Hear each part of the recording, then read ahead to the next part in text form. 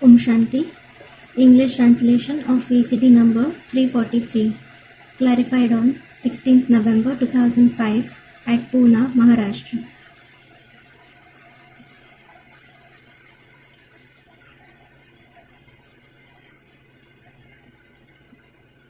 Om Shanti. Om Shanti. आज की वाणी है 8 जनवरी 1967 की। Today's Vani is dated 8th January 1967. Record चला है बचपन के दिन भुला नहीं जाना। The record played is Don't Forget Your Childhood Days. मीठे मीठे सिकीले बच्चों ने ये गीत सुना। The very sweet, long lost and now found children have listened to this song. Drama plan अनुसार ऐसे ऐसे गीत सिलेक्ट किए हुए हैं। Such songs have been selected as per the drama plan. मनुष्य चक्र तो होते हैं कि ये क्या नाटक है कि रिकॉर्ड पर वाणी चलाते हैं। People are surprised, thinking, what kind of drama is this? They narrate Vani on songs. ये फिर किस प्रकार का ज्ञान है?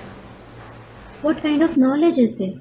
शास्त्र वेद उपनिषद आदि छोड़ दिए और ये रिकॉर्ड के ऊपर वाणी चलाते हैं।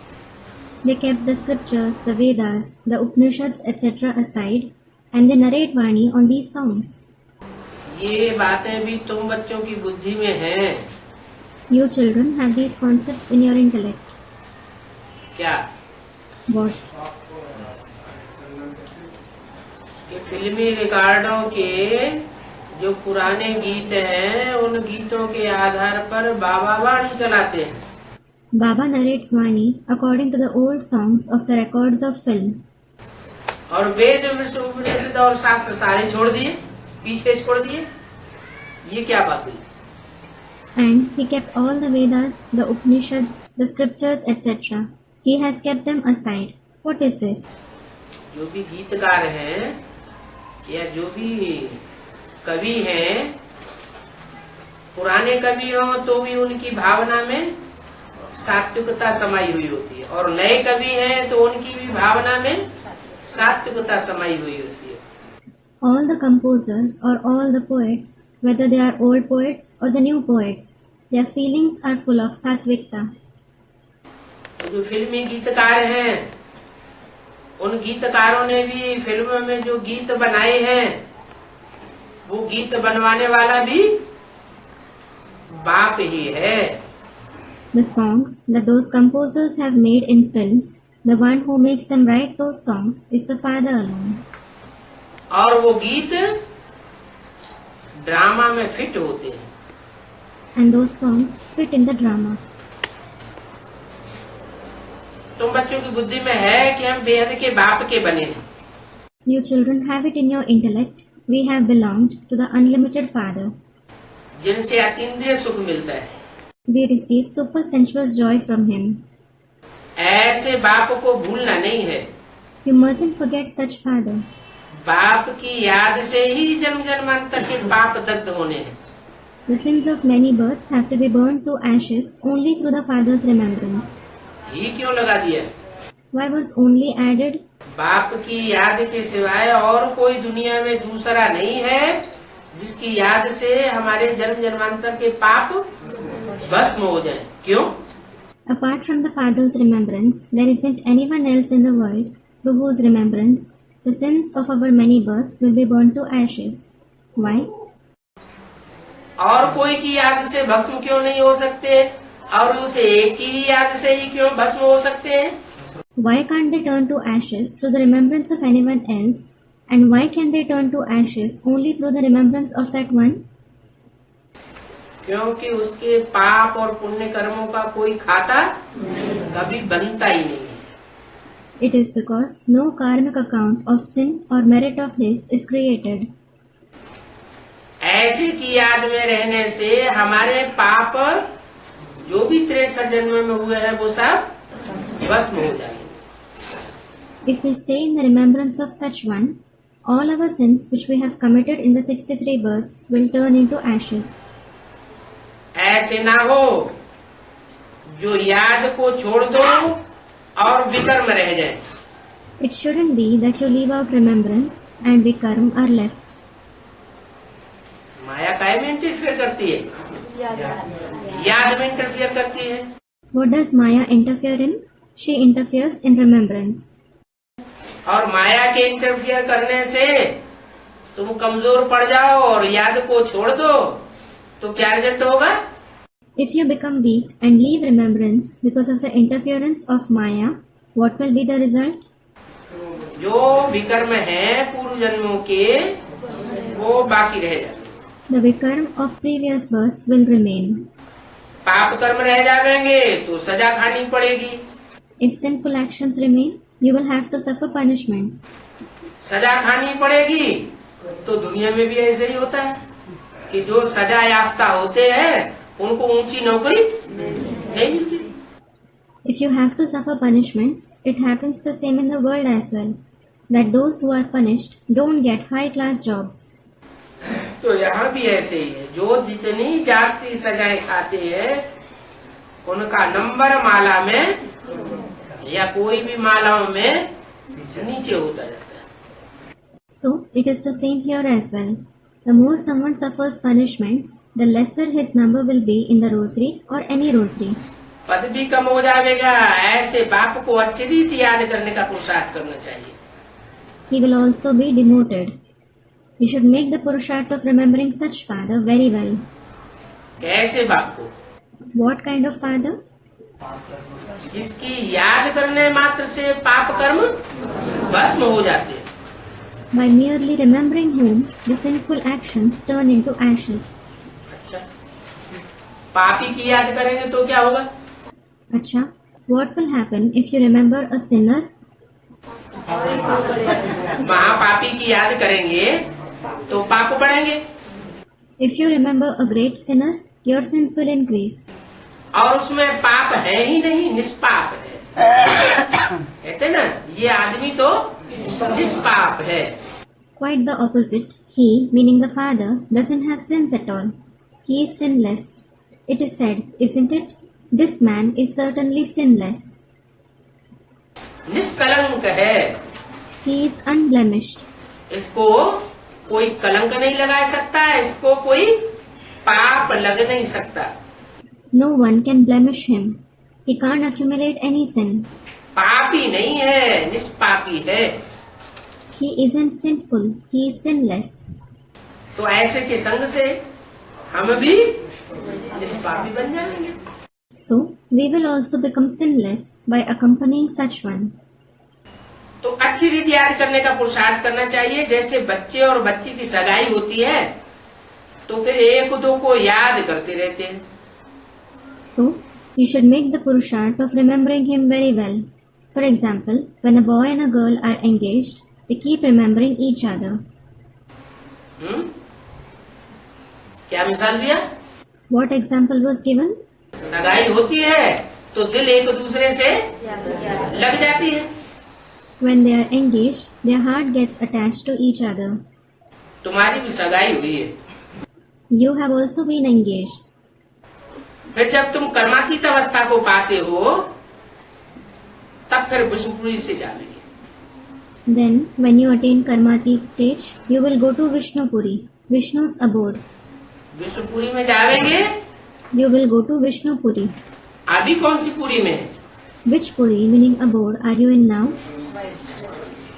अभी मायके में है, माँ के घर में। Now you are in Maika, the mother's house. माँ का घर माइका, इसका mica. Mother's house is called Maika in Hindi. Whose? Of the mother, Mai. अभी जब तक माई के घर में है, माई माना Brahma. Now, as long as you are in your mother's house, mother refers to Brahma. Brahma माँ को तीन पुरियों के कौन से तबक्के में दिखाया गया है? In which abode has the mother Brahma been shown in 3 abodes? नीचे तबक्के में दिखाया गया ना? He is shown in the lowest abode, isn't he? तो नीचे तबक्के में माना वहाँ पाप की दुनिया है। So, he is in the lowest abode means he is in the world of sins. Brahma को दाढ़ी मूछ दिखाते हैं? Is Brahma shown with a beard and mustache? Students, yes. Vishnu को तो नहीं दिखाते? Vishnu certainly isn't shown with that. Shankar को तो दिखाते भी है, नहीं भी दिखाते? शंकर को दोनों तरीके से। Shankar is definitely shown as well as not shown with it. Shankar is shown in both the ways. दाढ़ी मूछ वाला भी दिखाते हैं और क्लीन शेप वाला भी दिखाते हैं। He is shown as the one with a beard and mustache as well as a clean shaven one.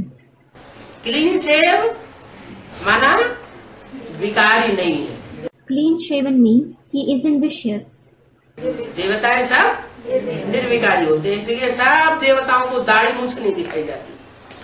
All the deities are viceless. This is why none of the deities are shown with a beard and mustache. सिर्फ एक ही है ब्रह्मा, जिनको दाढ़ी मूछ दिखाई जाती है। There is only one Brahma who is shown with a beard and mustache. तो उनकी पूजा भी नहीं होती, उनकी मूर्तियां भी नहीं बनती, So he isn't worshipped. His idols aren't built. उनके मंदिर भी नहीं बनते। His temples aren't built either. तो कौन सी दुनिया का वासी है? So he is the resident of which world? नीचे की दुनिया का या ऊपर की दुनिया का या मीडियम? नीचे की दुनिया का वासी। Is he the resident of the world below, the world above, or the world in the middle? He is the resident of the world below. नीचे की दुनिया में ब्रह्मापुरी में पाप और पुण्य दोनों का खाता बनता है। The karmic account of both sins and merits are created in the world below in Brahma's abode. जब ब्रह्मा आते हैं तो ब्रह्मा के मुख से निकली हुई वाणी के आधार पर जो चलते हैं तो उनका पुण्य का खाता बनता है। When Brahma comes, those who act with accordance to the Vani narrated through Brahma's mouth, they create the karmic account of merits. और वाणी के विपरीत चलते हैं, कोई मनुष्य की मत पर चलते हैं या मनमत पर चलते हैं, तो उनका पाप का खाता बनता है। And those who act against the Vani, those who follow the opinion of some human being or the opinion of their own mind, they create the karmic account of sins. पुण्य और पाप दोनों इस संगम युग पर बनते हैं जब ब्रह्मा के द्वारा परमात्मा शिव आकर के वाणी चलाते हैं। We accumulate both merits and sins in this confluence age when the Supreme Soul Shiv comes and narrates Vani through Brahma. मुखवंशावली भी बनते हैं तो कुकवंशावली भी बनते हैं। Children become Mukhvanshavali as well as Kukhvanshavali. Brahma मुख की जो बात मानते हैं वो मुखवंशावली, Those who accept the words narrated through Brahma's mouth are Mukhvanshavali. और जो बातों पर ध्यान नहीं देते मुख की निकली हुई बातों पर, And those who don't pay attention to the words that came out from his mouth, Brahma के चेहरे चौपड़े को देखते रहते हैं, who keep seeing Brahma's face, या ब्रह्मा कुमार कुमारियों को देखते रहते हैं। or the Brahma Kumar Kumaris. कोई कुमारी होगी तो ब्रह्मा कुमार को देखेगी, कोई कुमार होगा ब्रह्मा कुमारी को देखेगा, कुमारी होगी तो ब्रह्मा कुमार को देखेगी। If someone is a Kumari, she will see a Brahma Kumar. If someone is a Kumar, he will see a Brahma Kumari. If someone is a Kumari, she will see a Brahma Kumar. और उसका विकर्म का खाता बनता जाता है, And their account of sins keeps increasing. क्योंकि कुकवंशावली हो गए, एक दूसरे की गोद में जाना चाहते हैं। It is because they became Kukhvanshavali. They want to go on the lap of each other. तो ये जो गोद की संतान है वो गोद की संतान विकारी संतान पैदा होती है। So, the children of the lap, vicious children are born. और बाप कौन सी संतान बनाने आए हैं? भ्रष्टाचारी संतान नहीं बनाने आए। And which children has the father come to create? He hasn't come to create Bhrashtachari children. भ्रष्टाचारी इंद्रियों की संतान, उससे भ्रष्टाचारी पैदा होते, मूत की पैदाइश से नीच पैदा होते। The children born through Bhrashtachari Indriya are Bhrashtachari. Lowly ones are born from the urine of vices. और भगवान तो आया है देवता बनाने, On the contrary, God has come to create deities. देवताओं के नेत्र कितने अच्छे दिखाते हैं। How beautiful the eyes of the deities are shown to be. नेत्र ही नहीं, कहते हैं कमल नेत्र है, कहते हैं मुख कमल है। It isn't just their eyes. They say lotus-like eyes, lotus-like mouth. उनकी जो ज्ञान इंद्रियां हैं बड़ी तेजोमय दिखाई जाती है। Their Gyanendriya are shown very brilliant. तो ऐसी जो तेजोमय इंद्रियों वाले देवताएं हैं उनकी उत्पत्ति ही श्रेष्ठ इंद्रियों से होती है। So, the deities with such brilliant Indriya are certainly born through the elevated Indriya. जैसे आंख का भी तो लगाव इस दुनिया में देखा जाता है ना। Just like the attachment of eyes is also seen in this world, isn't it? लेकिन आंख का लगाव कम हो जाता है, भ्रष्ट इंद्रियों का लगाव जास्ती हो जाता है। However, the attachment of eyes is less and the attachment of the corrupt Indriya is more. तो भ्रष्टाचारी संतान कही जाती है। So they are called the Brashtachari children. देवताओं की संतान श्रेष्ठ इंद्रियों की संतान थी। The children of deities were the children born from elevated Indriya. इसके लिए मिसाल भी है अपने भारत में। There is also an example for this in our Bharat. मिसाल है अपनी भारत का पक्षी राष्ट्रीय मोर माना जाता है। The example is the national bird of our country is considered to be the peacock. क्यों? Why? दूसरे पक्षी को राष्ट्रीय पक्षी क्यों नहीं माना? Why isn't any other bird considered to be the national bird? पक्षी किसे कहा जाता है? What is called a bird? हाँ, जो ज्ञानियों के पंखों से, राइटियस और लेफ्टिस्ट पंखों से ऊंचे ऊंचे उड़ते हैं उनको कहा जाता है पक्षी। Student, those that can fly. Yes, those that can fly high with the right and left wings of knowledge and yoga are called birds. यहाँ कौन सी उड़ान है? Which flight is it here? पुरुषार्थ की उड़ान है। It is the flight of Purusharth. कोई पुरुषार्थ में पड़े रहते हैं, Some keep lying down in Purusharth. सोए रहते हैं, They keep sleeping. कोई पुरुषार्थ में बैठ जाते हैं, Some sit in Purusharth. कोई पुरुषार्थ में चलते हैं, Some walk in Purusharth. कोई पुरुषार्थ में दौड़ते हैं, Some run in Purusharth. कोई पुरुषार्थ में उड़ते हैं Some fly in Purusharth. और कोई पुरुषार्थ में हाई जंप लगाते हैं। And some take a high jump in Purusharth. तो मोर भी उसकी उड़ान जो है 3 हाई जंपों में दिखाई जाती है। क्या? So, the flight of a peacock is shown taking 3 high jumps. What? 3 high jump लगाता है। It takes 3 high jumps. मोर का जो पूंछ है वो कृष्ण के मस्तक में लगाई जाती है। A peacock feather is shown on Krishna's head. दुनिया कहती है कि कृष्ण विकारी थे The world says that Krishna was vicious. और गोपियों की बुद्धि में है कृष्ण निर्विकारी है। And the gopis have it in their intellect that Krishna is viceless. विकारी नहीं है। He isn't vicious. दुनिया इस दृष्टि से देखती है, क्रिश्चियन लोग ग्लानि करते हैं कि देखो तुम्हारे भगवान तो 16,108 रानियां थी। The worldly people see him with that vision. The Christians defame him, saying, Look, your God had 16,108 queens. और एक एक रानी से 10-10 बच्चे पैदा हुए। And 10 children were born of each queen. तो उन्होंने तो इस तरह ग्लानि कर दी है। So they have defamed him this way. बाप कहते हैं ये सब बातें फालतू बातें उठाई है। The father says, all baseless concepts have been mentioned. कलंक की घर पिछाड़ी कुत्ते भौंकते रहते हैं। Dogs keep barking after Kalankidhar. क्या बोल दिया बोले? What was said in the Murli? जो कलंक लगाने वाले हैं वो तो कलंक लगाते रहेंगे, जैसे कुत्ता भौंकता रहता है और हाथी झूमती हुई चाल से चलता रहता है। Slanderers will keep defaming, just like a dog keeps barking and the elephant keeps walking with a swaying gait. अपनी मस्ती में मस्त रहता है।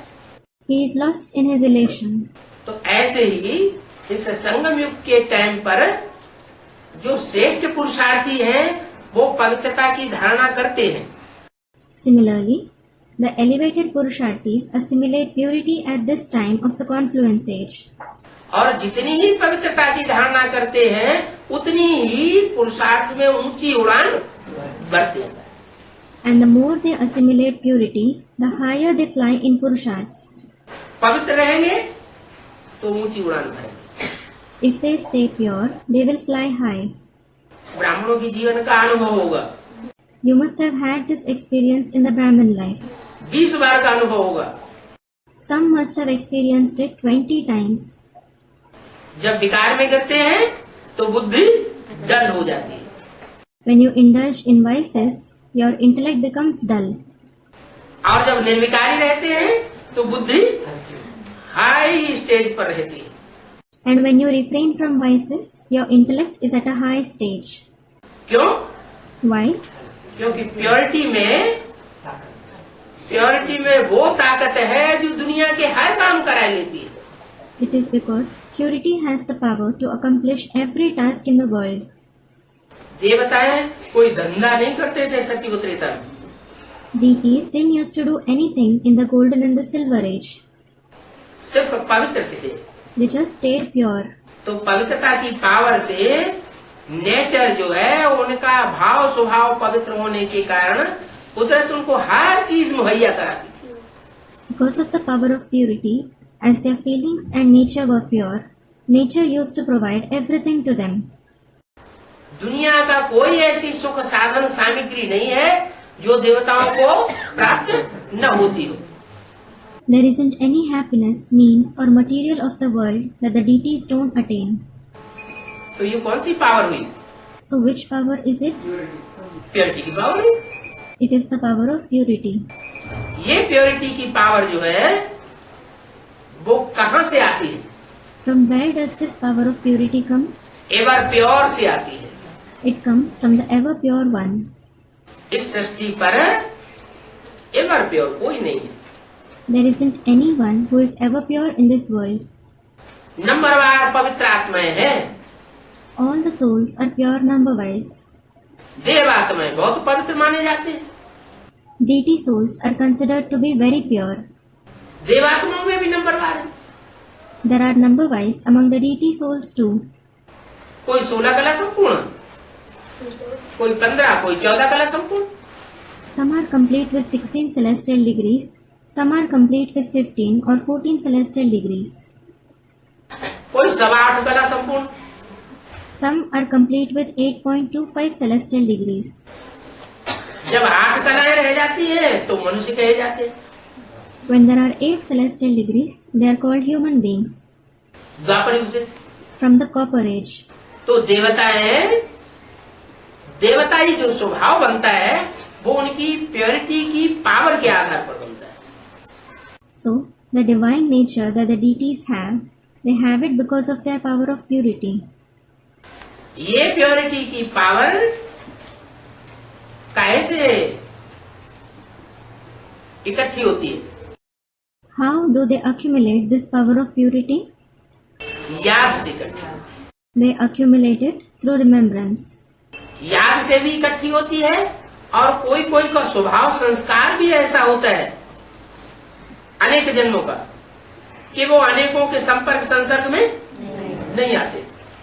They even accumulate it through remembrance, and there are also some who have such nature and sanskars of many births that they don't come in the contact and connection of many people. तो अनेकों के संपर्क में ही नहीं आएंगे, अपने को बचाते रहेंगे। So, when they don't come in the very contact and connection of many, when they keep protecting themselves, तो पवित्र ही बने रहेंगे या अपवित्र बनेंगे? तो पवित्र बने रहेंगे। will they stay pure or will they become impure? So, they stay pure. कोई ऐसे होते हैं बड़े रिजर्व रहते हैं। There are some of such ones who stay very reserved. हाँ, दूसरों से बात भी नहीं करते, They don't even talk to others. संग में ही नहीं आते। They don't come in anyone's company at all. तो वो तो जैसे रिजर्व बैंक ऑफ इंडिया हो गई। It is as if they are like the Reserve Bank of India. अपने भाव स्वभाव संस्कार के आधार पर उनमें प्योरिटी की पावर इकट्ठी हुई बनी रहती है। The power of purity stays accumulated based on their feeling, nature and sanskars. फिर कोई ऐसे होते हैं कि प्योरिटी की पावर इकट्ठी भी बहुत करते हैं। Then there are some of such ones who also collect the power of purity a lot. फिर संघ के रंग में भी जास्ती आते हैं। Then they also come in the color of company more. ये कौन सी आत्माएं होती है? Which souls are such? हाँ, जो भारत के राजाएं हैं वो याद भी बहुत करते हैं। Students, kings. Yes, the kings of Bharat remember him a lot. याद करने में भी बहुत तीखे और फिर शक्ति को खर्चा करने में भी बहुत तीखे। They are very sharp in remembering as well as losing their power. विदेशियों में धर्म में ये धारणा बनाई गई कि 3-4 शादियां भी कर सकते हैं। क्रिश्चियंस में ये धारणा बनाई गई ज्यादा से ज्यादा डाइवोर्स दो, ज्यादा से ज्यादा बच्चे पैदा करो ताकि जनरेशन बढ़ जाए। This practice was professed in the foreign religions that they can marry twice, thrice or 4 times. This practice was professed among the Christians that they may marry, divorce as many times they want and give birth to as many children they want so that their population increases. तो उन्होंने तो इतनी limit रखी। So they have kept this limit. और भारत के राजाओं ने क्या किया? And what did the kings of Bharat do? Bharat के राजाओं ने तो लिमिट त्याग दी, तोड़ दी, अनलिमिटेड।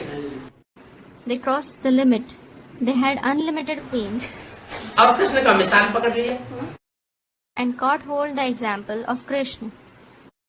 कि कृष्ण जब 16,108 रानियां रख सकते हैं तो 240 Saying, when Krishna can have 16,108 queens, why can't we have 200 to 400 queens? तो फिर टू मैनी क्वींस का पहाका बन जाता है। So the saying, too many queens was coined for them.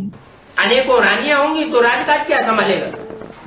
If someone has many queens, how will he manage the royal affairs? फिर बुद्धि सारी उन्हीं में खप जाती है। Then his entire intellect gets used up after them. तो वो आत्माएं वो हैं जिन्होंने जन्म जन्मांतर राजा ही किए।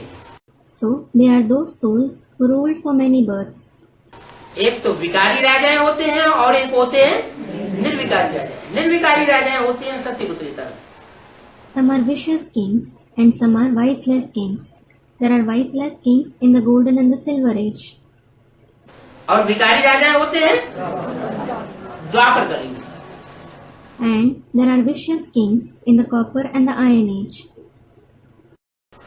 निर्विकारी राजाओं के सामने विकारी राजाएं माथा टेक दे रहे हैं।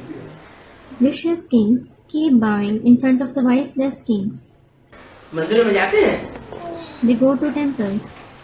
राजा विक्रमादित्य ने मंदिर बनाया। King Vikramaditya built a temple. मंदिर में जाकर के माथा टेकता था कि नहीं? किसके सामने? Did he go to a temple and bow or not? In front of whom? Lakshmi Narayan के सामने जाकर के माथा टेकता। He used to bow to Lakshmi and Narayan.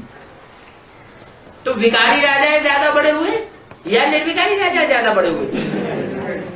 So, are the vicious kings or the viceless kings greater? निर्विकारी राजा है बड़ा, लेकिन माथा टेकने वाले ये नहीं समझे कि हम जो माथा टेकते हैं वो किसके स्वरूप के सामने माथा टेकते हैं। The viceless kings are greater. However, those who bowed their head didn't understand as to in front of whose form they bow their head. निर्विकारी के सामने तो माथा टेकते हैं, लेकिन वो तो जड़ मूर्तियां हैं। वो जड़ मूर्तियां किसकी हैं ये नहीं जाना।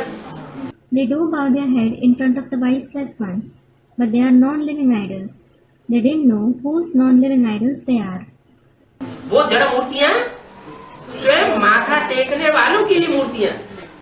Those non-living idols were the idols of the very ones who bowed their head. आपे ही पूज्य, आपे ही पुजारी बन गए। They themselves became worship-worthy and they themselves became worshippers. अभी शिव बाप आकर के ये रहस्य हमको बताते हैं कि मैं पूज्य और पुजारी नहीं बनता। Now the Father Shiv comes and tells us this secret. I don't become worship worthy or a worshipper. वास्तव में तुम बच्चे ही पूजी बनते हो, तुम बच्चे ही पुजारी बनते हो। Actually, you children yourselves become worship worthy and you children yourselves become worshippers. सतयुग में तुम पूजी थे, You were worship worthy in the golden age. पूज्य तुमको बनाया किसने? Who made you worship worthy? जो एवर पूज्य है। The one who is ever worship worthy. पूजा का आधार होता है purity. The basis of worship is purity. देवता सिर्फ होते हैं पूज्य, पवित्र, Deities are only worship worthy, pure. और देवताओं को बनाने वाला होता है ever pure. However, the one who makes the deities is ever pure. किस आधार पर एवर प्योर का टाइटल मिलता है? On what basis does he receive the title ever pure? हैं? जनवर के चक्कर में नहीं आते हैं, इसलिए उनको एवर प्योर का टाइटल मिल जाता है। Student, he doesn't come in the cycle of birth and death. Does he receive the title ever pure because he doesn't come in the cycle of birth and death? इसका मतलब जो आत्मा एक जन्म लेती हो षष्ठी रूपी रंगमंच पर, वो फिर एवर प्योर के बाद उसका नंबर लगना चाहिए। It means the soul who has one birth on this stage like pearl should have the number next to the ever pure one. हैं?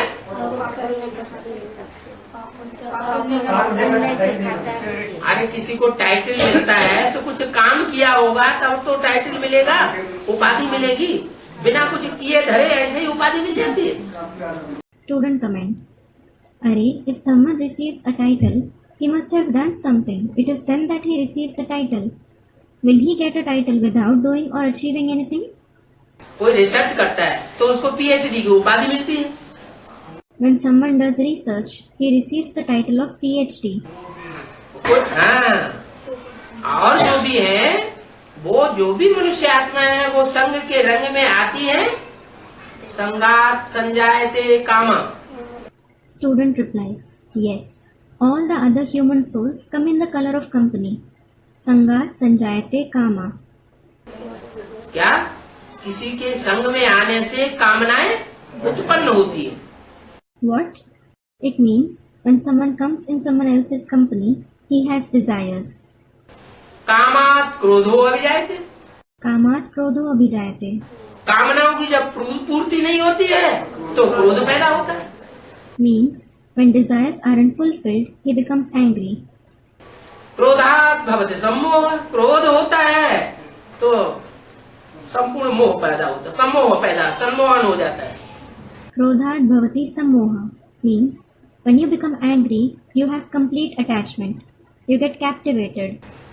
और उससे बुद्धि भ्रष्ट हो जाती है। And your intellect becomes corrupt because of it. ये तो जो मनुष्यों ने गीता लिखी उसमें भी ये बात बताई गई है। Well, this concept has certainly been mentioned even in the Gita written by human beings. भगवान तो बताते हैं तुमको इच्छा मात्र अविद्या बनना है। In fact, God says, you have to become Ichha Matram Avidya, without a trace of the knowledge of desires. इच्छा मात्र अविद्या बनने के लिए जरूरी है कि तुम संग दोष से अपने को बचाते रहो। For becoming Ichha Matram Avidya, it is necessary that you keep saving yourselves from the influence of bad company. संग दोष में आएंगे तो संग जरूर लगेगा। If you come in the influence of bad company, you will certainly be colored by it. आत्माओं को संग का रंग न लगे ये हो नहीं सकता।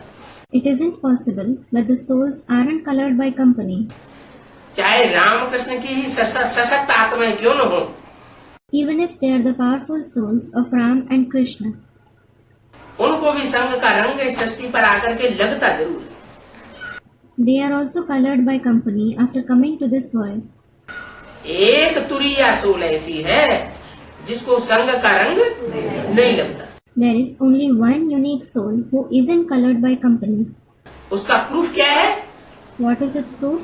उसका प्रूफ है कि और देवताओं के तो और इंद्रियां पूजी जाती हैं। Its proof is the other indriya of other deities are worshipped. कमल नेत्र, कमल मुख, पाद कमल, हस्त कमल, उनकी सब इंद्रियों की पूजा होती है। All their indriya, like their lotus-like eyes, lotus-like mouth, lotus-like legs, and lotus-like hands are worshipped.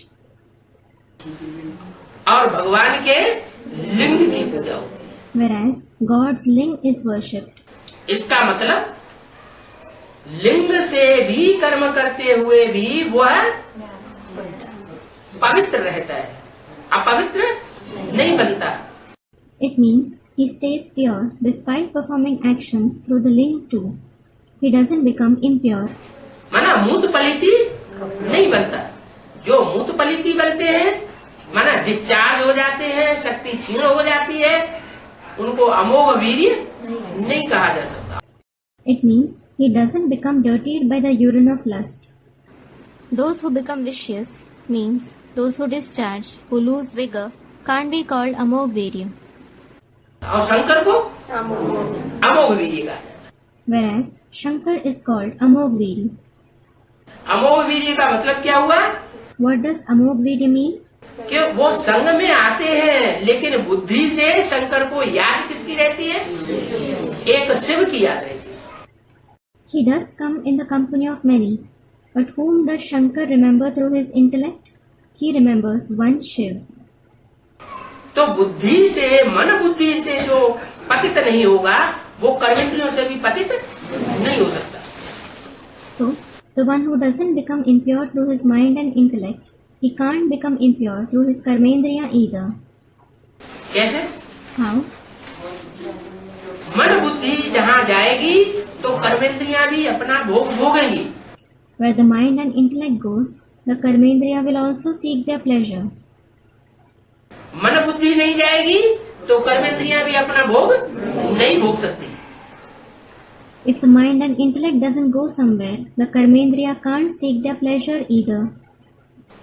जैसे महबूबा का मिसाल दिया, महबूबा की याद में है, जा रहा है। Just like the example of a lover is given. A lover is remembering his beloved. He is walking by. कारखाने में काम कर रहा है, He is working in a factory. आंखें खुली हुई हैं, His eyes are open. कोई उसकी आंखों के सामने से गुजर गया Someone passes by right in front of his eyes. और उससे पूछा जाता है कौन गुजर गया, And when he is asked who passed by, तो उसे याद ही नहीं। he doesn't remember anything at all. क्यों? उसकी खुली हुई आंखों ने क्यों नहीं देखा? Why? Why didn't his open eyes see him? क्योंकि खुली हुई आंखें जो है वो सामने वाले बाहर के व्यक्ति को देख नहीं रही हैं। It is because his open eyes aren't seeing the person in front of him, the person outside. उसकी मन बुद्धि रूपी तीसरा नेत्र जो है वो दूसरी जगह लगा हुआ है। His third eye, like mind and intellect, was at another place. इसलिए आंख ने उस विषय को ग्रहण नहीं किया। This is why his eyes didn't acknowledge the subject. जैसे आंख का मिसाल है, वैसे सभी इंद्रियों का मिसाल है। What is applicable to the eyes, the same is applicable to all the indriya. सारी इंद्रियों का यही हिसाब है This is the account of all the indriya. कि मन अगर उनके साथ होगा तो वो इंद्रिया अपना विषय भोग करेगी। If the mind acknowledges them, those indriya will enjoy their pleasure. अगर मन उसके साथ नहीं हुआ तो इंद्रिया अपना भोग नहीं सकती। If the mind doesn't acknowledge them, the indriya can't seek pleasure. यही राजयोग का तरीका है। This itself is the technique of Raj Yoga. बाप आते हैं यही हमको सिखाते हैं कि तुम अपने मन को ऐसा कंट्रोल करो कि इंद्रियां जो है अपने भोग ही न सके। When the Father comes, he teaches us this very concept. Control your mind in such a way that your indriya aren't able to seek their pleasure at all. अति इंद्रिय सुख तुमको तब भासेगा जब तुम्हारा मन तुम्हारे पूरे कंट्रोल में हो जाए। When your mind is under your control completely, it is then that you will experience the super sensuous joy. इसलिए कहा जाता है मन जीते जगत जीते। This is why it is said, you conquer the world by conquering your mind. कहीं कहा आंख जीते जगत जीते? Has it been ever said that you conquer the world by conquering your eyes? नहीं, No. आंख तो सबसे ज्यादा धोखा देने वाली। Rather, it is the eyes that deceive the most. आंख सबसे ज्यादा धोखा भी देती है, सबसे ज्यादा नीचे भी गिराती है। The eyes deceive us the most. They make us fall the most. और आंख सबसे ज्यादा ऊपर भी उठा सकती है। And the eyes themselves can also uplift us the most. अगर पवित्र दृष्टि बन जाए तो If our vision becomes pure. तो एवर प्योर दृष्टि जो है वो परमात्मा की है, जो परमात्मा पार्टधारी सृष्टि पर आकर के प्रैक्टिकल पार्ट बजाता है, हीरो पार्टधारी में आकर के। So, the Supreme Soul has an ever pure vision. He is the supreme actor who comes to this world and plays a part in practice, entering the hero actor. उसकी दृष्टि से सृष्टि सुधरती है। The world reforms through his vision. नहीं तो दुनिया में क्या होता है? Otherwise, what happens in the world? कोई कुमार है, कोई कुमारी से आंख लग जाए, When a bachelor makes an eye contact with a maiden, फिर एक दूसरे से बुद्धि आसक्ति होती रही। their intellect continues to be attached to each other. तो जब बुद्धि आसक्त होती रहेगी तो दोनों एक दूसरे के नजदीक पहुंचना चाहेंगे। When their intellect continues to be attached, both of them will want to get closer to each other. दूसरे के नजदीक एक दूसरे के पहुंचेंगे तो संग का रंग लगेगा, संग का रंग लगेगा तो फिर अटैचमेंट पक्का हो जाता है। If they get closer to each other, they will be colored by company. And when they are colored by company, their attachment will become strong. वो ऐसा पक्का अटैचमेंट हो जाता है कि अनेक जन्मों में भी छूटता नहीं। Their attachment becomes so strong that it isn't removed even for many births. अब यही उल्टी चाड़ी चढ़ाने के लिए बाप आया हुआ। Now, the Father has come to make us climb up the ladder. बाप कहते हैं तुम अपने वाइब्रेशन को ऐसा स्थिरियम बनाओ कि दृष्टि भी तुम्हारी स्थिर हो जाए। The Father says, make your vibration stable to such a degree that your vision also becomes stable. इसलिए मुरली में बोला है, This is why it is said in the Murli, जो गहरी याद में रहता है उसकी दृष्टि भी स्थिर हो जाती है। the one who stays in deep remembrance, his eyes also become stable. इंद्रियां भी शीतल हो जाती हैं, वो भी स्थिर हो जाती है। His indriya also become calm. They also become stable. याद में रहने वाले की ये निशानी है कि उसकी इंद्रियां स्थिर हो जाएंगी। This is the sign of those who stay in remembrance that his indriya will become stable. Last में ऐसे ही होगा। This is what will happen in the end. कर्मातीत अवस्था माने कर्मेंद्रियों से अतीत की स्टेज हो जाएगी। The karmatit stage means we will have the stage beyond the karmendriya. कर्मेंद्रियों से हम सुख नहीं भोगेंगे। We won't seek pleasures through the karmendriya. काहे से सुख भोगेंगे? Through what will we seek pleasure? मन बुद्धि से डायरेक्ट वाइब्रेशन के आधार पर सुख भोगेंगे। We will directly seek pleasure through mind and intellect on the basis of vibrations.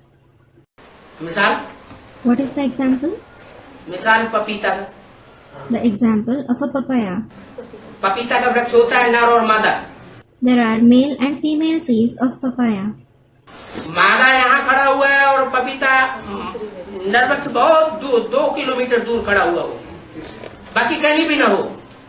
Suppose a female tree is here and the male tree is quite far, 2 kilometers away from it, and there isn't another anywhere else. तो वो उतनी दूर से अपने vibration से उस पराग को खींचेगा और फल देगा। So it, meaning the female tree, will pull its, meaning the male tree's pollen from such a distance through its vibrations, and it will bear fruit.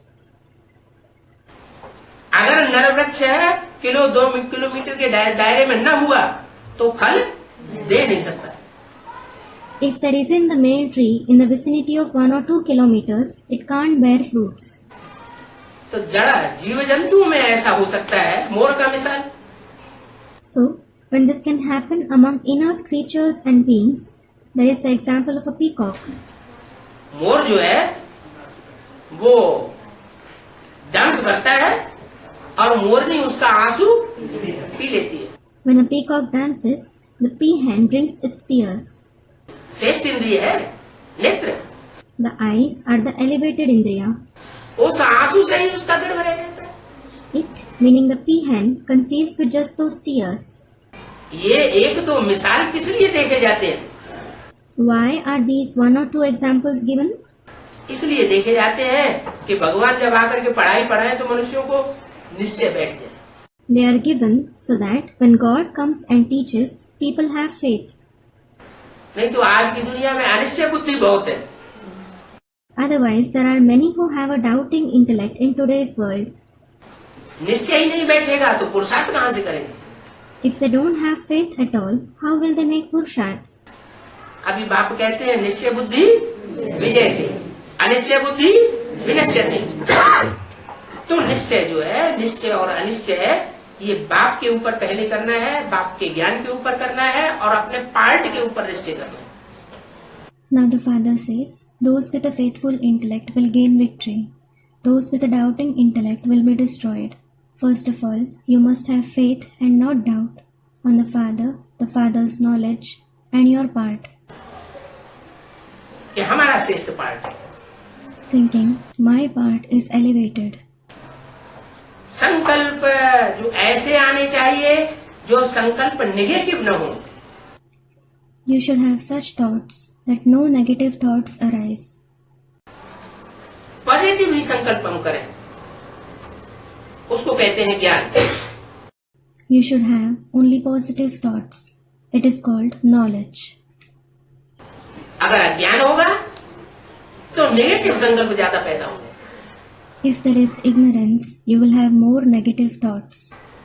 ज्ञान कहाँ से आता है? Where does knowledge come from? अज्ञान कहाँ से आता है? Where does ignorance come from?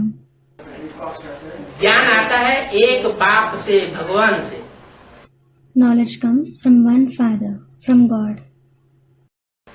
और अज्ञान आता है अनेकों सिर वाले, 10 सिर वाले रावण से। And ignorance comes from Ravan with many heads, with 10 heads. अनेक मतों से होता है अज्ञान और एक मत से होता है ज्ञान। ज्ञान माने जानकारी। There is ignorance because of many opinions, and there is knowledge through one system of directions. Knowledge means information. वेद भाषा बताई गई। It was called the language of the Vedas. कहते हैं ब्रह्मा के मुख से वेद निकले। It is said the Vedas came out from Brahma's mouth. With माना जानना, विद से बनता है विद्वान। Vid means to know. The word Vidwan, meaning scholar, is derived from the word Vid. विद्वान माने What does Vidwan mean? बहुत बड़ा जानकारी रखने वाला।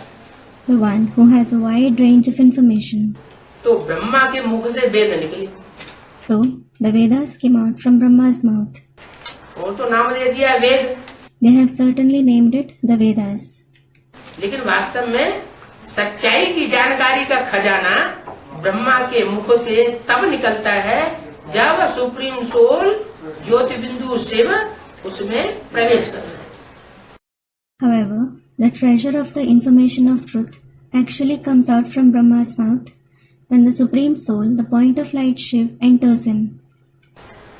नहीं तो इस दुनिया में किसी के पास सच्चाई है ही नहीं, सब झूठे हैं। Otherwise, no one knows the truth in this world. All are false. नंबरवार पुरुषार्थ अनुसार Number wise according to their Purusharth.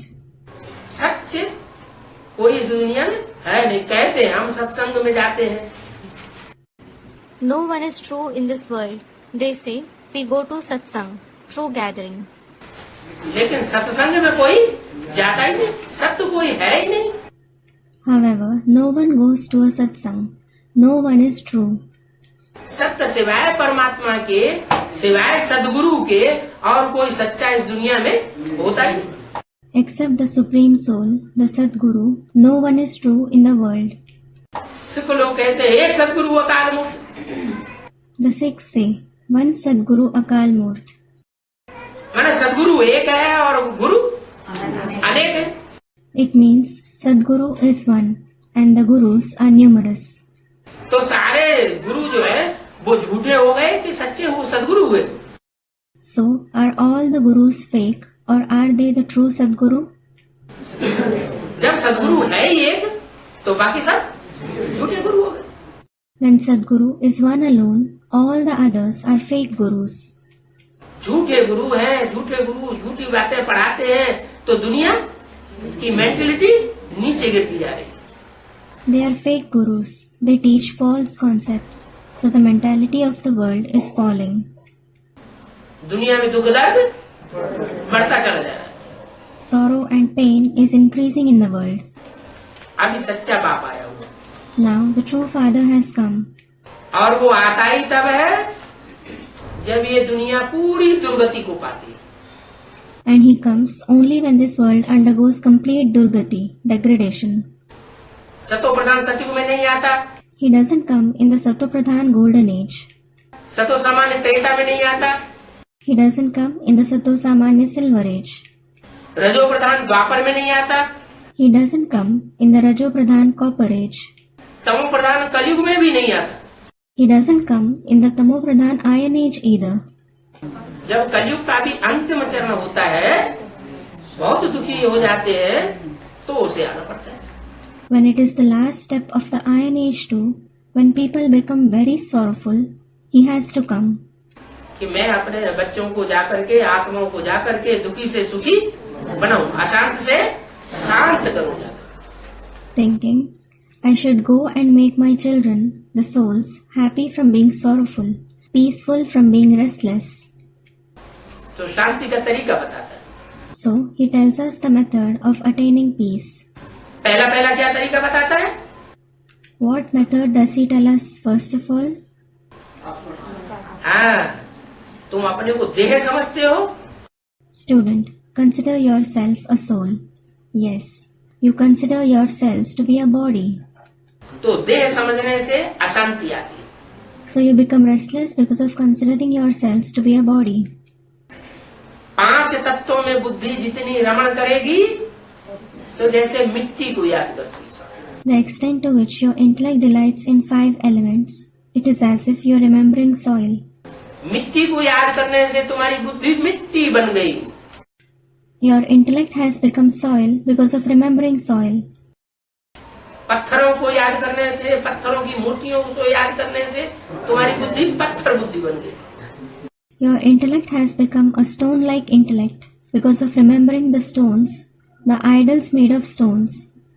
तुम पत्थर नहीं हो, तुम मिट्टी नहीं हो, तुम 5 तत्वों का बना हुआ पुतला नहीं हो। You aren't a stone, you aren't soil, you aren't an effigy made of 5 elements. बाप कहते हैं तुम तो ज्योति बिंदु स्टार आत्मा हो। The Father says, you are certainly a point of light, a star-like soul. वो आसमान में सितारे होते हैं, जड़ सितारे। Those stars of the sky are inert stars. और तुम हो इस धरती के चैतन्य सितारे। And you are the living stars of this earth. मैं तो तुमको वो स्टार, वो चैतन्य सितारा बनाने के लिए आया हुआ हूँ, जिन सितारों की यादगार आसमान में 9 लाख सितारे दिखाए गए हैं, समझे जाते हैं। In fact, I have come to make you into that star, that living star, the yadgar of which stars have been shown and considered as the 900,000 stars of the sky. कहते हैं It is said, कि रानी के गले में 9 लखा हार पड़ा हुआ था। it is said, the queen had a necklace worth 900,000 around her neck. ये 9 लाख श्रेष्ठ आत्माएं हैं। These are the 900,000 elevated souls. रानी दुनिया की बड़ी से बड़ी होती है नारायण की पत्नी। The greatest queen of this world is Narayan's wife. उसका नाम होता है Lakshmi. Her name is Lakshmi. उस लक्ष्मी के गले में जो प्रजा का हार पड़ता है, प्रजा माना जा प्र, The necklace of the Praja, meaning subjects, that Lakshmi has around her neck. What does Praja mean? Ja, pra. प्रमाणा प्रकृष्ट रूपेण जा माना जायते. Pra means in a powerful way and Ja means those who are born. जिसका प्रकृष्ट रूप से जन्म होता है उसको कहा जाता है प्रजा. Those who are born in a powerful way are called subjects. तो ये जो 9 लाख की प्रजा तैयार होती है वो दिव्य जन्म से पैदा होती है. So, the 900,000 subjects who get ready have a divine birth. क्या? What? वो गर्भ से भूमूत की संतान नहीं होती है. They aren't born through the womb. They aren't the children born from the urine of lust. वो पहले जन्म की संतान होगी. कैसे? They will be the children of the first birth. How? Divya जन्म योग बल से होती है. उनमें जो 4.5 लाख जन्म देने वाले हैं वो संपूर्ण योग बल से पैदा होते हैं. They will have a divine birth through Yogbal. Among them, 450,000 souls who give birth are born through complete Yogbal. उनका योग बल इंद्रियों की पहुंच से परे है. क्या? Their Yogbal is beyond the reach of the Indriya. What? इंद्रियों की पहुंच से उनका योग बल परे है. किसका? Their Yogbal is beyond the reach of the Indriya. Whose? जो 4.5 लाख जन्म देने वाले माता पिता हैं इस सृष्टि के. The 450,000 souls who give birth, the parents of this world. इंद्रियों की पहुंच से परे कैसे है वो योग बल? How is their Yogbal beyond the reach of Indriya? Student, they learn directly from the father. हाँ, डायरेक्ट बाप से तो सीखते हैं लेकिन इंद्रियों की पहुंच से परे होकर के वो संतान कैसे पैदा करेंगे? Yes, they do learn directly from the father. However, how will they give birth to children by going beyond the reach of the Indriya? हैं?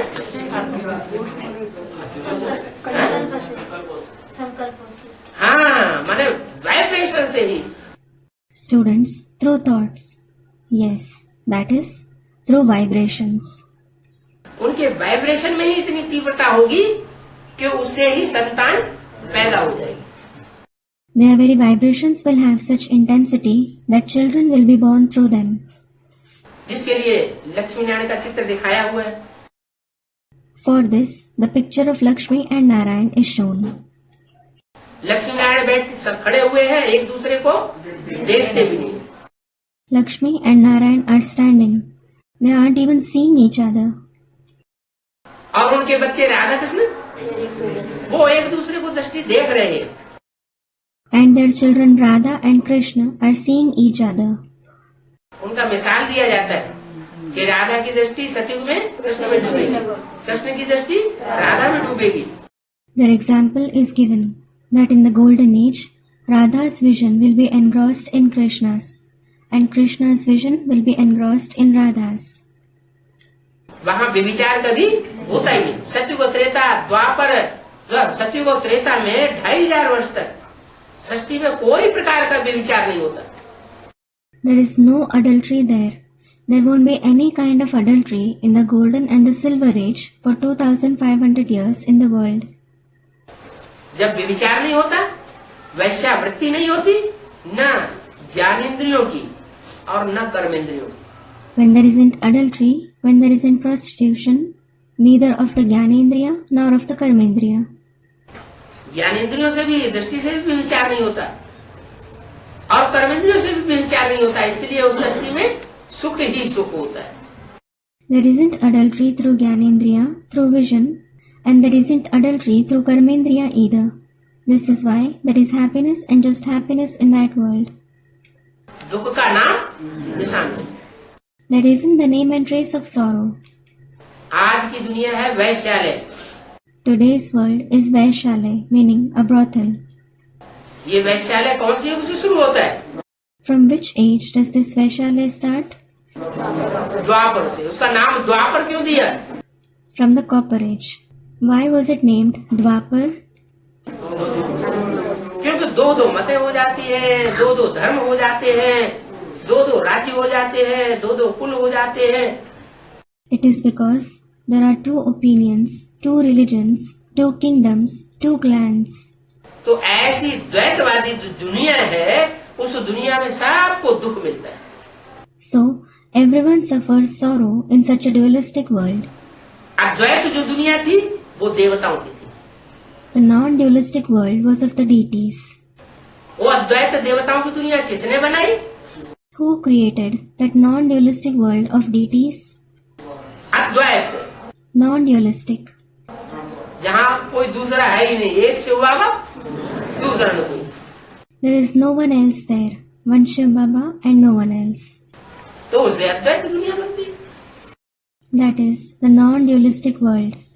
अद्वैत माना शिवालय, अद्वैत माना वैश्यालय। Non-dualistic refers to Shivalaya and dualistic refers to Vaishalaya. अभी भगवान बाप हमारी मुट्ठी में आकर के हमारे जन्म जन्मांतर की प्रारब्ध दे रहे हैं। Now, God the Father has come and He is giving us the fruit of many births in our hands. चाहे तो हम शिवालय के सुख भोगे और चाहे तो हम वैश्यालय का नरक भोगे। We can either experience the happiness of Shivalaya or the hell of Vaishalaya. क्या भोगे? What should we suffer? नरक। नाम क्यों दिया नरक? Nark, meaning hell. Why was it named Nark? नाम क्यों दिया स्वर्ग? Why was it named Swarg? स्व माने आत्मा, ग माने गए। Swa means soul, Ga means to go. जो आत्मिक स्थिति में गया, देवान को छोड़ दिया, वो क्या हुआ? The one who attained the soul conscious stage, who left body consciousness, what is he? स्वर्गवासी हो जाता है। He becomes the resident of heaven. और नर माना मनुष्य, And Nar means human being. मनुष्य सब विकारी होते हैं, All the human beings are vicious.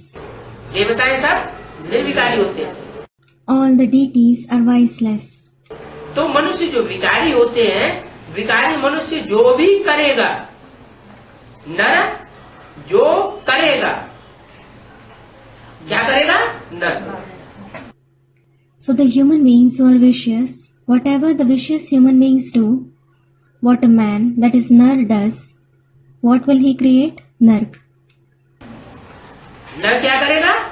नरक। What will a man create? Nark. और स्वस्थिति क्या करेगी? स्वर्ग।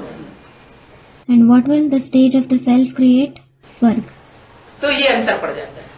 So there is this difference. इस दुनिया में जितने भी मनुष्य हैं, बड़े बड़े बड़े महात्माएं हो, पुण्यात्माएं हो, ऋषि मुनि सन्यासी हो, बड़े बड़े धर्म पिताएं हो, उन्होंने सबने इस दुनिया में आकर के क्या बनाया? All the human beings in this world, whether they are the eminent souls, the noble souls, the sages, the saints, the sannyasis, or the great religious fathers, what did all of them come to this world and make it into? नरक बनाया। They made it hell. नर बनाता है नरक, और भगवान हमारी स्वस्थिति बना करके बनाता है स्वर्ग। Men make hell, and God makes us attain the stage of the self and makes heaven. स्वस्थिति से स्वर्ग, Swarg is established through the stage of the self, और नर से नरक। and Nark is established by men. तो स्वस्थिति धारण करेंगे तो देवता बनेंगे, If we attain the stage of the self, we will become deities. स्वस्थिति से नीचे आएंगे, देवहानी बनेंगे, देवहान से फिर 5 विकार पैदा होते हैं। If we descend from the stage of the self, if we have body consciousness, the 5 vices will stir up. अरे देह अपन को समझा तो दूसरे को भी देह के रूप में देखेंगे। Are, if we consider ourselves to be a body, we will also see others as a body. मैं पुरुष हूँ, ये स्त्री है, बस आया देवान। If you think, I am a man and she is a woman, that's all. You become body conscious. देवान अपना रूप पहला विकराल रूप पकड़ता है, काम विकार का। Body consciousness takes on its first fearsome form, that is, the vice of lust. जब आत्मा है तो आत्मा न स्त्री है न आत्मा पुरुष है। When we are a soul is neither a male nor a female. आत्मा जो है वो तो स्त्री भी बनती है पुरुष भी बनती है तब जब शरीर धारण करती है। The soul becomes a male as well as a female when it takes on a body. तो ओरिजिनल हम क्या है? आत्मा भाई भाई। So what are we originally? We are souls who are brothers for each other. है उस supreme soul बाप के बच्चे। वो स्टेज अगर हम धारण करेंगे की प्रैक्टिस करेंगे तो हम स्वर्गवासी बनेंगे। We are the children of that Supreme Soul Father. If we attain that very stage, if we make firm practice, we will become the residents of heaven. कितना सहज तरीका बताया। He has told us such an easy method. और वो ऋषि मुनि सन्यासी तो बताते रहे शास्त्रों में अनेक जन्म पुरुषार्थ करेंगे तब कहीं जाकर के हमको प्रारब्ध स्वर्ग की मिल सकती है। And those sages, saints and sannyasis have been telling us in the scriptures, if we make purusharth for many births, we might attain the fruit of heaven. बाप कहते नहीं। The father says no. जितने भी धर्म पिताएं आते हैं वो सब एक जन्म में ही अपने धर्म का स्थापना करते हैं। All the religious fathers who come, they establish their religion in a single birth. तो मैं भी इस सृष्टि पर जब आता हूँ तो एक जन्म में ही सनातन धर्म की स्वर्ग की स्थापना करता हूँ। So, when I also come to this world, I establish the ancient religion and heaven in a single birth. मैं जिस सत्य सनातन धर्म की स्थापना करता हूँ वहाँ सुख ही सुख होता है, दुख का नाम निशान नहीं होता। The true ancient religion that I establish, there is happiness and just happiness, and not the name or trace of sorrow there. और 2500 वर्ष तक होता है। And that too for 2500 years. उस 2500 वर्ष की हिस्ट्री किसी के पास मौजूद ही नहीं। No one has the history of those 2500 years. जिस 2500 वर्ष की हिस्ट्री मौजूद है उस 2500 वर्ष के अंदर नर आए हैं सृष्टि पर और उन्होंने नरक बनाया। The history of the other 2500 years that we have, men have come to this world and they have made it hell within those 2500 years. कौन कौन आए हैं? Who all have come? Ibrahim, Buddha, Christ, Guru Nanak, जितने धर्म पिताएं आए अपने अपने धर्म स्थापन किए, द्वैतवादी धर्म, उन सब ने आकर की सृष्टि को ज्यादा ही नरक बनाया। All the religious fathers like Abraham, Buddha, Christ, Guru Nanak who have come and established their dualistic religions, all of them came and made this world into hell all the more. उनके followers सुनेंगे तो उनको मिर्ची लगेगी। If their followers listen to it, they will burn up. लेकिन बात तो सच्ची है।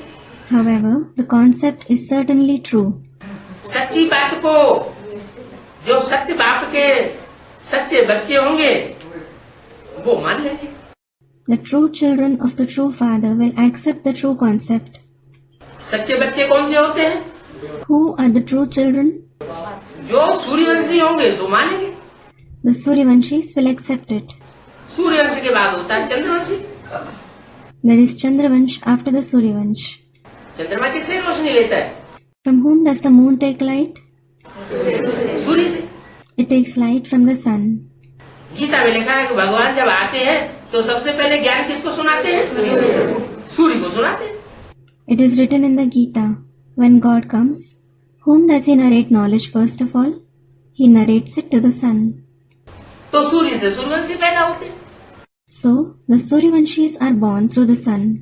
सूर्य से जो पहले ज्यादा शीतल ज्ञान लेता है वो चंद्रमा कहा जाता है। चंद्रमा से जो ज्ञान लेते हैं उसकी संतान चंद्रवंशी हुए। The one who takes the cool knowledge from the sun is called the moon. Those who take knowledge from the moon, his children, are the Chandravanshis. विषय से जो संतान बनते हैं उन्हें वैश्य कहा जाता है। Those who become vicious children, they are called Vaishya.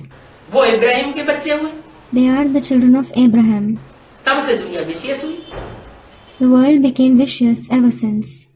फिर बुद्ध आए, क्राइस्ट आए, उन सबके फॉलोअर्स बनते गए। When Buddha came, Christ came, they became their followers. और जितने भी फॉलोअर्स की संख्या बढ़ती गई और धर्मों की, उतना ही दुनिया में वितंडावाद बढ़ता चला गया।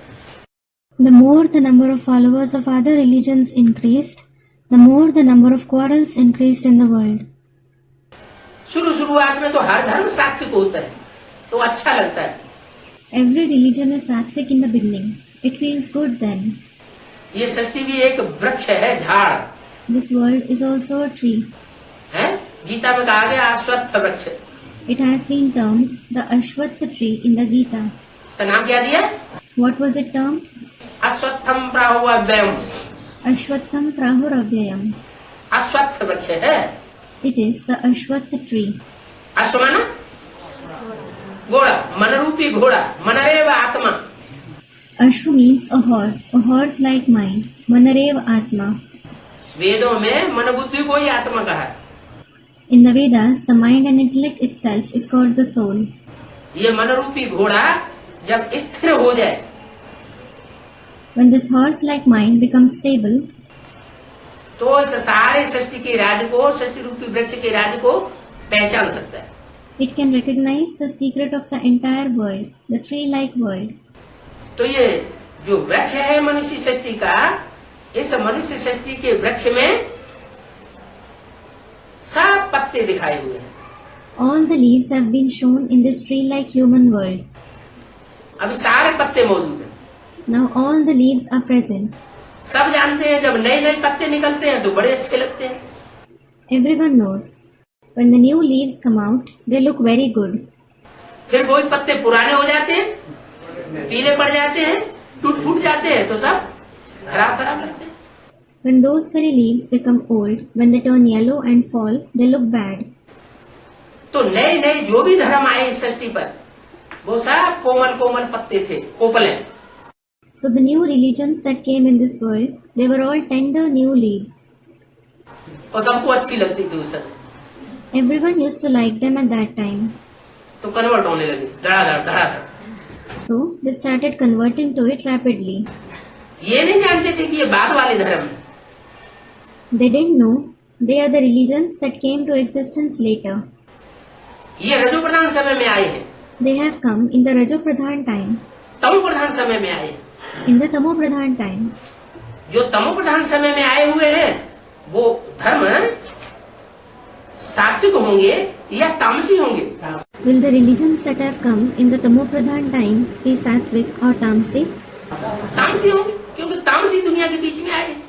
They will be tamasi. It is because they have come amidst the tamasi world. हाँ, उन धर्मों को, उन धर्म पिताओं को अपने तन में धारण करने वाली जो आत्माएं होती हैं, उनके लिए कहा जा सकता है कि वो सतयुग में थे। Yes, it can be said for the souls who become the hosts of those religions, those religious fathers, that they were present in the golden age. क्या? What? जो भी धर्म पिताएं आते हैं ऊपर से, वो धर्म पिताएं सतो प्रधान होते हैं या तमो प्रधान होते हैं? All the religious fathers who come from above are those religious fathers Sato Pradhan or Tamo Pradhan, students Sato Pradhan. इस सृष्टि की आबादी बढ़ती क्यों जा रही है? Why is the population of this world increasing? 2500 साल की हिस्ट्री हमारे पास मौजूद है, नहीं? The history of 2500 years is available with us. Student, color of company. No. ऊपर से आत्माएं लगातार नीचे आ रही हैं। Souls are continuously descending from above. वापस नहीं जा रही है। They aren't going back. उन आत्माओं की कैटेगरीज हैं। There are categories of those souls. इस्लाम धर्म की आत्माएं आई तो इब्राहिम के पीछे पीछे झुंड के झुंड आती गई। When the souls of Islam came, they came after Abraham in large numbers. Christian धर्म की आत्माएं आई तो क्राइस्ट के पीछे झुंड की झुंड आती ही गई। When the souls of the Christian religion came, they kept coming after Christ in large numbers. संख्या दुनिया की बढ़ती चली जा रही। The population of the world has been increasing. सिर्फ मनुष्यों की बात नहीं है, It isn't just about human beings. कीट, पशु, पक्षी, पतंगे सबकी संख्या में बढ़ोतरी हो रही है। There is increase in the population of all the species like insects, animals, birds, moths. तो अगर इसी दुनिया की ये आत्मा होती तो पहले भी जनसंख्या बढ़ जानी चाहिए। Had they been the souls of this very world, the population would have increased earlier too. लेकिन नहीं, However, no. वो सब आत्माएं आत्मलोक से आ रही है। All those souls are coming from the soul world. Christian लोग उस आत्मलोक को नाम क्या देते हैं? What the Christians name that soul world? Supreme abode, soul world. The supreme abode, the soul world. मुसलमान क्या कहते हैं? अर्श, जन्नत नहीं। What do the Muslims call it? Students, Jannat. Arsh, not Jannat. अर्श, अर्श में खुदा रहता है। Arsh. Khuda lives in Arsh. है जो आत्मा है वो ज्योति स्वरूप है। The soul is an embodiment of light. आत्मा सितारा है। The soul is a star. ऐसे तो कुरान में भी कहा है खुदा क्या है? वो एक सितारा है। As such, it is also written in the Quran. What is Khuda? He is a star. खुदा भी सितारा है तो खुदा के बंदे भी सब सितारे। When Khuda is a star, all the men of Khuda are also stars. तो इस दुनिया में आबादी लगातार बढ़ती है। So, the population of this world increases continuously. बढ़ती बढ़ती आबादी जो है वो ये साबित करती है कि दुनिया में जो भी आने वाली आत्माएं हैं पहले सतो प्रधान होती है और बाद में धीरे धीरे संग के रंग में आकर तमो प्रधान बन जाती है। The increase in population proves that all the souls who come in this world are Satopradhan in the beginning. Then they become Tamopradhan gradually when they are colored by company. अभी सारी सृष्टि कलयुग के अंत में तमो प्रधान बनी पड़ी। Now, the entire world has become Tamopradhan in the end of the Iron Age. कोई कहे हैं ये क्या नई बात सुना दी? कलयुग अंत कहाँ से आ गया? Someone might say, what new ideas have you said? How is it the end of the Iron Age? शास्त्रों में तो लिखा हुआ है अभी हजारों वर्ष है। Rather, it is written in the scriptures, now there are thousands of years left. अभी कलयुग का अंत कहाँ से आ गया? How is it the end of the Iron Age now? तो उसका प्रूफ है। So, there is a proof for it. Proof ये है 2500 साल की हिस्ट्री मनुष्य के पास मौजूद है। The proof is that the history of 2500 years is available with human beings. उसे कहते हैं नरक, नरक के द्वारा बनाई हुई सृष्टि। It is called Nark, the world made by men. और उससे पहले की जो सृष्टि भगवान के द्वारा बनाई हुई थी उसकी हिस्ट्री नहीं है। And there isn't the history of the world before it that was created by God. वो भी 2500 साल की। That world was also of 2500 years. जो हिस्ट्री है वो भी 2500 साल की दुनिया और जिसकी हिस्ट्री नहीं है वो भी 2500 साल की दुनिया। The history is also of the world of 2500 years, and the world of which we don't have history is also the world of 2500 years. दोनों मिलाकर 5000 साल की सृष्टि है। When you add both of them, the world is of 5000 years in total. और महाभारत में भी लिखा हुआ है And it is also written in the Mahabharata कि आज से 5000 साल पहले भगवान ने आकर के महाभारत युद्ध कराया था। God came and waged the Mahabharata war 5000 years ago. और 5 पांडव जो सच्चे थे भगवान के फॉलोअर थे वो विजयी हुए और बाकी सब हारे। And the 5 Pandavas who were true, who were the followers of God, they became victorious, and all the others got defeated. उन्होंने उसका उल्टा अर्थ उठा लिया। They have understood it the other way round. उन्होंने ये समझा 5 ही बचे होंगे। They thought only 5 people must have survived. ऐसी कोई बात नहीं है। That is not right. 5 का मतलब है उंगलियों पर गिने जाने योग्य आत्मा इस सृष्टि पर बची। 5 refers to the fact that the souls who survived in this world could be counted on fingers. कहाँ दुनिया में 500-700 करोड़ की आबादी। What a comparison between the population of 5 to 7 billion people in the world and और कहा नहीं 9 लाख भी कहाँ। students 900,000. No, not even 900,000 souls. 9 lakh तो जन्म लेने वाले बनते हैं। In fact, 900,000 souls include those who have birth as well. जन्म देने वाले तो 4.5 लाख ही बचेंगे। Only 450,000 souls who give birth will survive. तो जो 4.5 लाख बचेंगे, वो 4.5 लाख में भी जो सृष्टि को परिवर्तन करने वाली आत्माएं हैं, वो तो राजा वर्ग की होंगी या प्रजा वर्ग की होंगी। Even among those 450,000 souls who survive, will those who change the world be from the king category or the subject category? राज घराने की जो आत्माएं होती है, वो राज्य को परिवर्तन करती है। The souls of the royal family change the kingdom. प्रजा को भी परिवर्तन कर देती है। They change the subjects too. तो उनमें जो 1 लाख है, वो फर्स्ट क्लास प्रजा है। Among them, the first set of 100,000 souls are the first class subjects. दूसरी लाख सेकंड क्लास प्रजा। The second set of 100,000 souls are the second class subjects. तीसरी लाख थर्ड क्लास प्रजा। The third set of 100,000 souls are the third class subjects. और चौथा lakh fourth class प्रजा। And the fourth set of 100,000 souls are the fourth class subjects. दोनों प्रजा वर्ग के अंदर से श्रेष्ठ आत्माएं छुपी हुई पड़ी। The elevated souls are hidden among those subject categories. कोई फर्स्ट क्लास राज्याधिकारी बनते हैं, Some become the first class royal officers. कोई सेकंड क्लास राज्याधिकारी बनते हैं, Some become the second class royal officers. कोई थर्ड क्लास राज्याधिकारी बनते हैं। Some become the third class royal officers. फिर उनमें से भी चुनाव होता है, Then there is selection among them too. तो वो 8 निकलते हैं।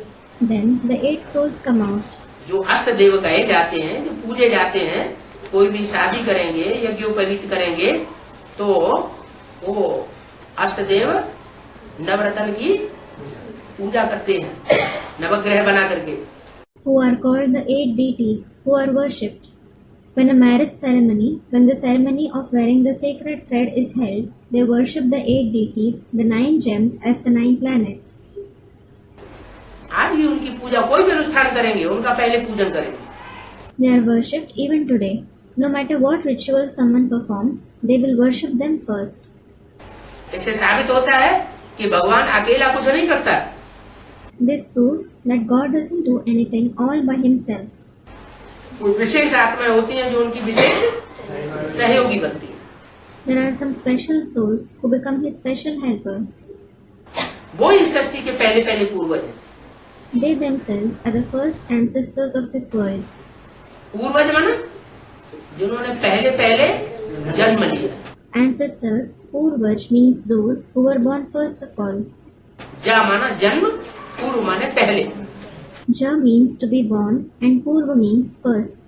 कौन सा जन्म लिया? गर्भ का? How were they born? Through a womb.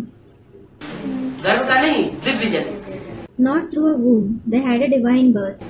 Divya जन्म माना अपने पार्ट को पहचाना They had a divine birth means they recognized their part. कि षष्ठ रूपी रंगमंच पर सबसे श्रेष्ठ से श्रेष्ठ मेरा ये पार्ट है। This is my most elevated part on the stage-like world. मैं इस नंबर का मणका हूँ। I am the bead of this number. खुद को भी पहचाना और साथ साथ दूसरों को भी पहचान दी। They recognized themselves as well as gave this identification to others. जब बाप आते हैं तो खुद आकर के अपनी पहचान देते हैं। When the father comes, he himself comes and gives his identification. Ram होते हैं तो राम की soul.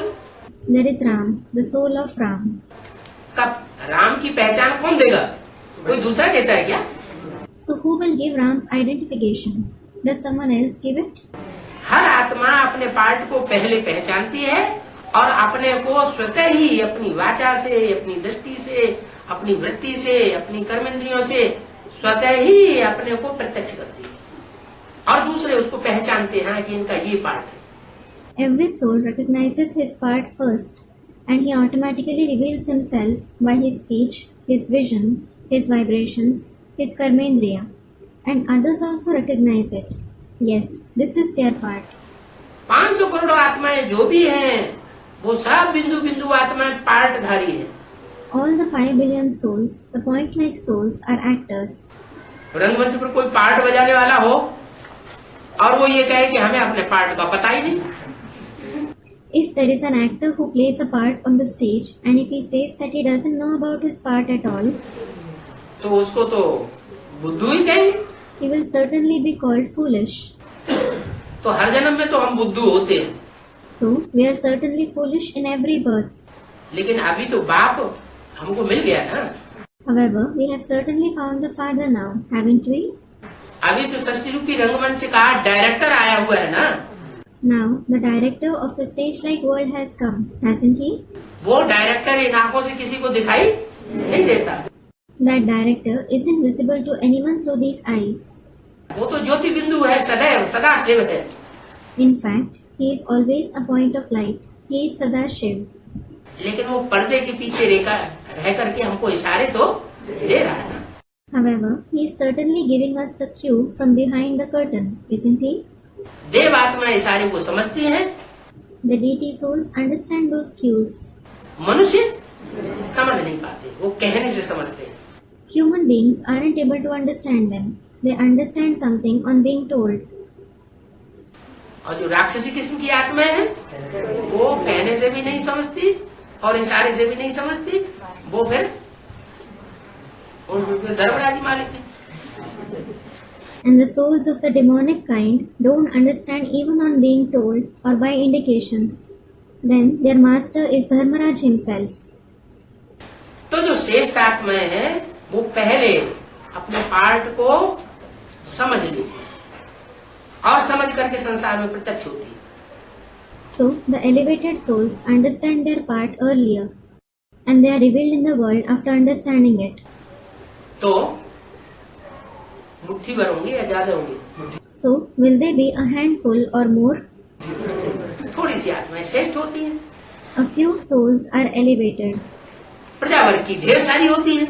Those of the subject category are many. तो प्रजावर्ग वाली जो आत्मा है, जो अपने स्वरूप को जल्दी नहीं पहचान पाती, वो कंट्रोल्ड होती है श्रेष्ठ आत्मा को द्वारा। So the souls of the subject category who don't recognize their forms soon are controlled by the elevated souls. भगवान आता ही इस सृष्टि पर राजा स्थापन करने के लिए। God comes to this world with the prime objective to establish kingship. आज किसका राज्य है? प्रजा का राज्य है कि राजा का राज्य है? Whose rule prevails today? Is there the rule of the subjects or the kings? मनुष्यों के द्वारा जो सृष्टि बनाई जाती है, उसका अंतिम स्वरूप होता है प्रजा के ऊपर प्रजा का राज्य। The last phase of the world created by human beings is the rule of the subjects over the subjects. ये मानवीय सृष्टि का अंतिम चरण है। This is the last phase of the human world. और ईश्वरीय सृष्टि जो आने वाली है, उसका ऊंचे से ऊंचा स्वरूप होता है सतयुग की आदि में, जहाँ एक राजा होता है। And the Ishwarya world that is about to come, its highest form is the beginning of the golden age, where there is one king. भगवान आकर के राजा बनाता है God comes and makes you into kings, और मनुष्य को प्रजा बनाई देती है। and human beings make other human beings into subjects. आधीन बनाई देती है। प्रजा होती है आधीन, राजा होता है स्वाधीन। They make them subordinate. Subjects are subordinate and a king is independent. तो मनुष्य को स्वाधीनता नहीं सिखा सकता। So, a human being can't teach another human being independence. भगवान आकर के हमको सच्ची स्वाधीनता सिखाता है। God comes and teaches us true independence. स्वाधीनता का, स्वतंत्रता का सम्राट शास्त्रों में शंकर जी को माना गया। Shankar ji is considered to be the emperor of independence in the scriptures. क्या? What? स्वतंत्रता का सम्राट। He is the emperor of independence. तो जो खुद स्वयं स्वतंत्रता को मानने वाला होगा, वो दूसरों को भी क्या बताएगा? So, what will the one who himself accepts independence tell others as well? स्वतंत्रता से ही जीना सिखाएगा। स्वतंत्र रहो और स्वतंत्र रहने दो। He will definitely teach others to live independently. Live and let live. तो पहला आप आकर के परमात्मा यही पढ़ाता है। क्या? So, this is the very first lesson that the Supreme Soul comes and teaches. What? तो तुम सब आत्मा हो, आत्मा आत्मा आपस में भाई भाई हो। All of you are souls, souls who are all brothers amongst each other. बाकी जो जितने भी संबंध इस दुनिया के चल रहे हैं वो सब झूठे हैं। All other relationships of this world are false. अभी नहीं मानो, You might not accept it now. कोई बात नहीं, मत मानो, Never mind, don't accept it. अभी भी झूठे साबित होते जा रहे हैं। They are being proved to be false even now. लेकिन आगे आने वाला जो समय है बहुत जल्दी, उसमें हर मनुष्य आत्मा ये रियलाइज करेगी कि कोई किसी का बाप नहीं। However, in the time that is going to come very soon, every human soul will realize then, no one is anyone's father. बाप बाप नहीं रहेगा, बच्चा बच्चा नहीं रहेगा। A father will no longer be a father. A child will no longer be a child.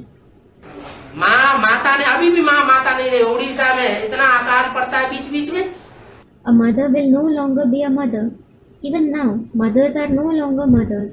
There are such severe famines in Orissa time and again कि माताएं अपने बच्चों को बेच देती है, चीड़ फाड़ के खा जाती है भूख मिटाने के लिए बच्चों को। that mothers sell their children or they tear, rip them apart and eat them for satisfying their hunger. और लोगों को किसी को पता ही नहीं पड़ता। And no one comes to know about it at all. आगे चल करके ये स्पष्ट नजारे सामने आएंगे। In future, these scenes will be clearly visible. पानी की बूंद नहीं मिलेगी पीने के लिए, इतना आकार पड़ेगा जबरदस्त। There will be such severe famine that people won't get even a single drop of water to drink. कहते भी हैं जब राजा पापी होता है तो उसके राज्य में अकाल पड़ता है। It is also said, when a king is sinful, famine occurs in his kingdom. तो अभी पाप की अति होती जा रही है। वो तो एक राजा होता है और यहाँ तो ढेरों राजा हैं। Now sins are reaching the extremity, and there is one king there, but here there are many kings.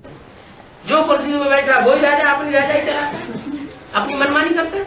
Whoever sits on the seat, that king rules in his own way. He does what he wills. तो जब ढेर राजाएं होंगे, ढेर मनमानी करेंगे तो पाप कितने हो जाएंगे? ढेर सारे पाप हो जाएंगे।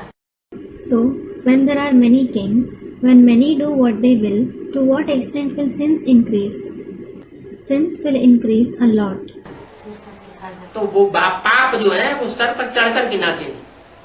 So, those sins will get to the head and dance. अभी ज्यादा टाइम नहीं रह गया। Now, there isn't much time left. 70 साल होने जा रहे हैं भगवान को आए हुए सृष्टि पर। 70 years are going to pass since God came to this world. दुनिया के जितने भी धर्म पिताएं हैं सबने 100 वर्ष के अंदर ही, मनुष्य की आयु कितनी ज्यादा से ज्यादा 100 साल। Within 100 years, all the religious fathers of the world, what is the maximum age of a person? 100 years. 100 वर्ष के अंदर सभी धर्म पिताओं ने आकर अपना धर्म स्थापन किया। All the religious fathers came and established their religion within 100 years. चाहे बौद्ध धर्म हो, चाहे इस्लाम धर्म हो, चाहे क्रिश्चियन धर्म हो। Whether it is the Buddhist religion, the Islam or the Muslim religion. भगवान की सृष्टि पर आकर के ब्रह्मा के द्वारा 100 साल के अंदर नई सृष्टि की स्थापना करता है और पुरानी दुनिया का विनाश करता है। God also comes in this world and establishes the new world through Brahma and destroys the old world within 100 years. और धर्म पिताएं पुरानी परंपराओं का विनाश नहीं करते। The other religious fathers don't destroy the old traditions. वो सिर्फ अपना धर्म स्थापन करके चले जाते हैं। They just establish their religion and leave. और भगवान, Whereas, what about God? भगवान की सिद्ध है कि पुरानी परंपराओं का विनाश भी करता है। It is the speciality of God that He also destroys the old traditions. जो पुराने नीति, रीति, रस्म, रिवाज, कायदे, कानून उन सब का पर्दाफाश कर देता है। ये सब झूठे हैं। He exposes the reality of all the old rules, traditions, rites, rituals, laws, saying all of them are false. और सत्य सनातन धर्म की स्थापना। And he establishes the true ancient religion. दोनों कार्य करता है। He performs both the tasks. दोनों कार्य जब संपन्न होते हैं तो श्रेष्ठ आत्माएं जो बचती हैं उनकी विष्णु के द्वारा पालना होती है। When both the tasks are complete, the elevated souls who survive are sustained by Vishnu. अभी वो दुनिया जल्दी ही सामने आने वाली है। Now, that world is going to come in front of us very soon. 30-32 साल कोई बहुत नहीं होते हैं। 30 to 32 years aren't much. Time बड़ी फास्ट गति से आगे दौड़ता चला जा रहा है। Time is running out very fast. पता ही नहीं चलता कितना समय कितनी जल्दी बीत गया। We don't even come to know how soon time has passed. क्या? What? अभी बहुत थोड़ा समय रह गया। Now, very little time is left.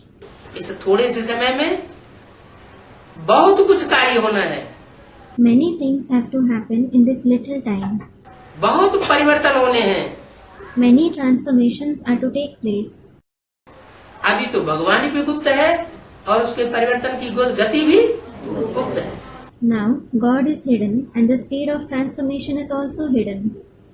अब थोड़े समय के अंदर भी भगवान की सृष्टि पर प्रत्यक्ष होगा और परिवर्तन की गति भी तेज होगी। Now, within a short time, God will be revealed in this world and the speed of transformation will also keep becoming fast. तो तेज कब होगी? So, when will it be fast? Multiplication हो रहा है। Multiplication is taking place. एक आत्मा से दूसरी को ज्ञान मिलता है, One soul imparts knowledge to another soul. दूसरी से और दूसरी तीसरी को ज्ञान मिलता है, दूसरी तीसरी से और औरों को ज्ञान मिलता है। मल्टीप्लिकेशन होता जाता है।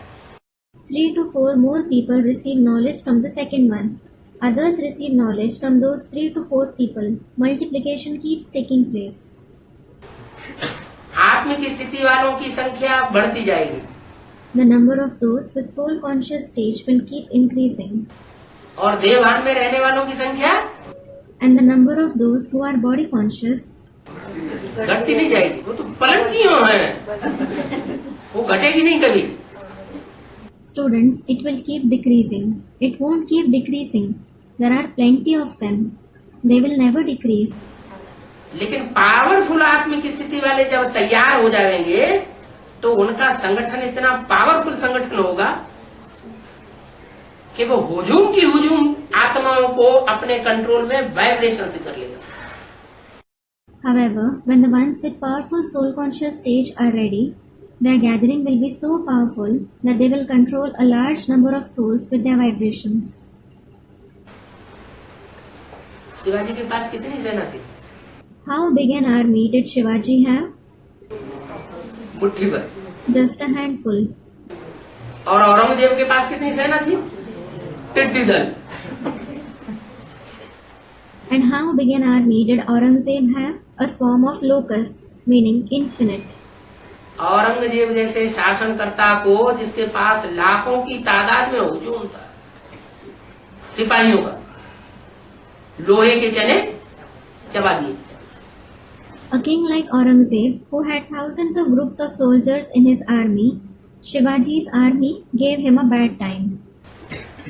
तो किसके साथ ही ज्यादा पावरफुल हुए? शिवाजी के साथ ही ज्यादा पावरफुल हुए। So whose companions were more powerful? Shivaji's companions were more powerful. ये वही आत्माएं हैं जो सृष्टि के आदि में सूर्यवंशी बनी थी। They are those very souls who became Suryavanshis in the beginning of the world. बाप के सूर्यवंशी बच्चे बने थे। एक एक आत्मा रूहानी सोल्जर बनती है। They became the Suryavanshi children of the Father. Each and every soul becomes a spiritual soldier. क्या? रूहानी सोल्जर, रूहानी सिपाही। What? Spiritual soldier. जैसे वो सिपाही होते हैं मिलिट्री में, इतना अनुशासन होता है उनके अंदर। For example, there are those soldiers in the military. How disciplined they are. होता है या नहीं? Are they or not? जितने भी मौके में होते हैं सबसे ज्यादा अनुशासन कौन से मौके में होता है? Students, they are. Which department is the most disciplined among all the departments? Military में होता है। The military does. ये भी रूहानी मिलिट्री है बाप की। This is also the spiritual military of the Father. क्या इस रूहानी मिलिट्री का मार्शल, जो देवताओं में महादेव कहा जाता है, What? The marshal of the spiritual military is the one who is called Mahadev among the deities. वो इस रूहानी मिलिट्री का मार्शल है। He is the marshal of the spiritual military. जब ये अभी तो ट्रेनिंग चल रही है, Well, the training is going on now. क्या अभी चुनाव हो रहा है, What? Now the selection is taking place. Bharat तैयार की जाती है ना, तो पहले क्या होता है, Heirs are made ready, aren't they? So what happens first? पहले चुनाव होता है, चुनाव होने के बाद फिर उनको ट्रेनिंग दी जाती है। They are selected first. After the selection, they are given training. ये ट्रेनिंग काल चल रहा है अभी, Now, the period of training is going on. और ट्रेनिंग जब पूरी होगी और अपने अपने पद पर जब सुशोभित हो जाएंगे, तब ये रूहानी मिलिट्री संसार में नाम वाला करेगी। When the training is complete and when they sit on their positions, the spiritual military will rise to fame in the world. अभी अंडरग्राउंड है, Now, they are underground. Underground military भी तो होती है, जमीन के अंदर ही अंदर सारा काम उनका चलता रहता है। There is also an underground military. They keep doing all their work underground. ऊपर दुनिया को किसी को कुछ भी पता ही नहीं चलता, No one in the world above knows anything about it. तो ये भी अंडरग्राउंड मिलिट्री है। So, this is also the underground military. ये अंडरग्राउंड मिलिट्री बहुत पावरफुल है, This underground military is very powerful. पहले जन्म की प्रजा है। They are the subjects of the first birth. क्या What? प्रजा भी नहीं, बड़े बड़े राज्य अधिकारी तैयार हो रहे हैं। They aren't even subjects. High-ranking royal officers are getting ready. राजाएं तैयार हो रहे हैं जन्म जन्मांतर के। The kings of many births are getting ready. ये राजाई सिवाय राज्यों के और किसी को प्राप्त होती नहीं। No one, except those who learn Rajyog, attain this kingship. वो दुनिया में जो पढ़ाइयाँ होती हैं, एक जन्म के लिए पढ़ाई पढ़ते हैं, Those studies in the world are studied for a birth. और ये रूहानी पढ़ाई, ये राज्यों की पढ़ाई 21 जन्म के लिए तो है ही है। And this spiritual study, this study of Rajyog, is for 21 births indeed. 21 जन्म के आधार पर जो स्वभाव संस्कार बनते हैं, वो 63 जन्म भी काम करते रहते हैं। Plus, the nature and sanskars that are recording for the 21 births work in the 63 births as well. यहाँ जिसका पुरुषार्थ करने का मात्रा जितना तीखा बन जाएगा, वो वहाँ एक जन्म में ही सिपाही से सम्राट बनता रहेगा। The more intense someone's speed of Purushart turns out to be here, he will keep becoming an emperor from a soldier in a single birth. Babar का जीवन चरित्र क्या था? What was the life story of Babur? सिपाही से राजा बन गया, सम्राट बन गया। He became a king and emperor from a soldier. जैसे विक्टोरिया का वजीर Just like there is the minister of Victoria. Street light में बैठ करके पढ़ाई पढ़ता था। He used to sit and study under the street light. ऊंचा उठते उठते विक्टोरिया का वजीर बन गया। Rising high, he became the minister of Victoria. Victoria को ज्यादा बुद्धि होती है या उसके वजीर को ज्यादा बुद्धि होती है? Does Victoria or her minister have more wisdom? वास्तव में शासन सत्ता किसके हाथ में होती है? वजीरों के हाथ में होती है। Actually, who has the administration powers in their hand? The ministers have it in their hand. Om Om Shanti.